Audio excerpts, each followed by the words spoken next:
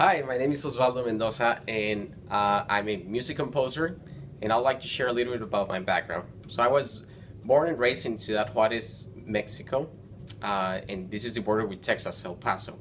So while I was in high school, I got really interested on music. So my parents allowed me to go to a local school in Juarez City, and I spent a few years there learning composition, learning saxophone, learning guitar, singing, and I really got into composition. I really like that freedom of actually listening to sounds inside my head and be able to write it down and be able to give it to someone else and then play it.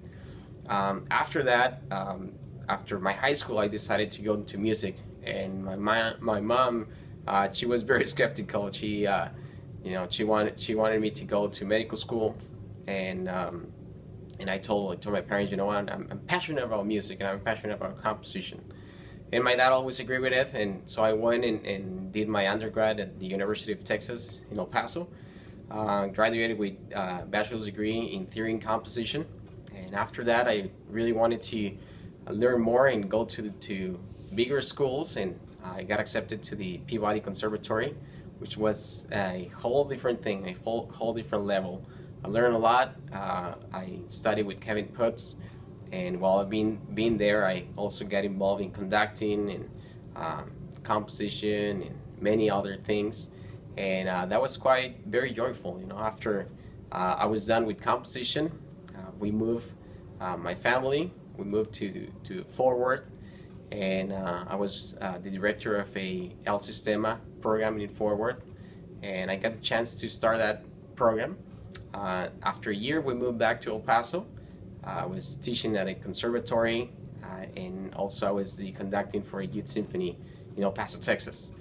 Now, currently, I'm the instrumental music director for the Cornell School of the Arts in San Diego.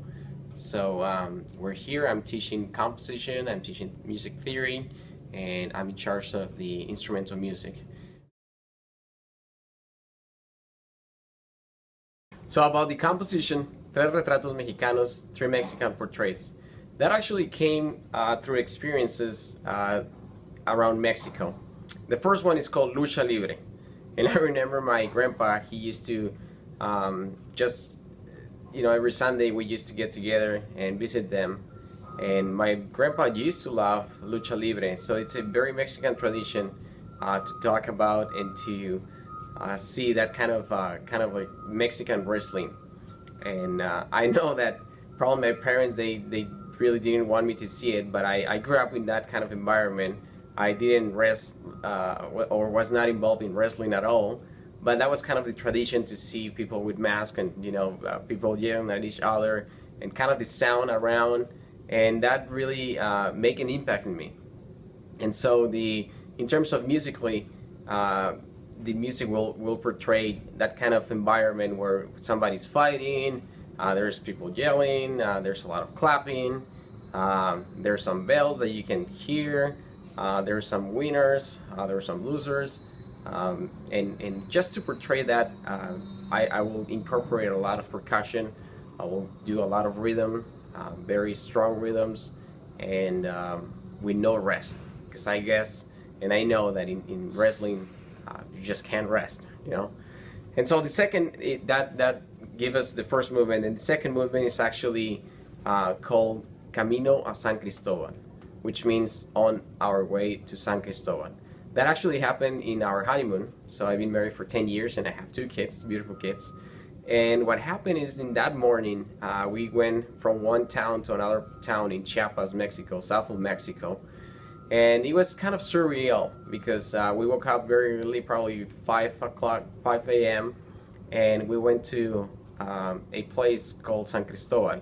So while we were driving, we saw beautiful landscape, and on top of that, we went up the hill, and we actually could see the clouds under us. So it was kind of flying in a car kind of thing.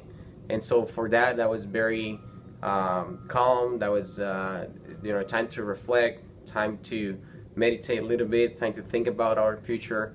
And that was quite an experience that it really kept in my mind. And the third movement is called Danza Xcaret, which basically is Xcaret dance. This one actually we have the opportunity to go to. We went to Cancun, and there's a huge park there that is called Xcaret. And the experience that I had there, it was that everybody was very happy. There was a lot of course, animals. There were a lot of people. There were a lot of different experiences. Like you hear mariachis on one side, and then indigenous music on the other one, and that was quite an impact for me also. And the idea is that this dance will be either in a compound meter, or it's going to be either 7/8, or it's coming along. It looks like it's going to be in 7/8, and 7/8 means that it's not going to be a rhythm that is normally or typically of a dance. But still, the idea here is to incorporate a lot of those indigenous rhythms and music, and also the instruments.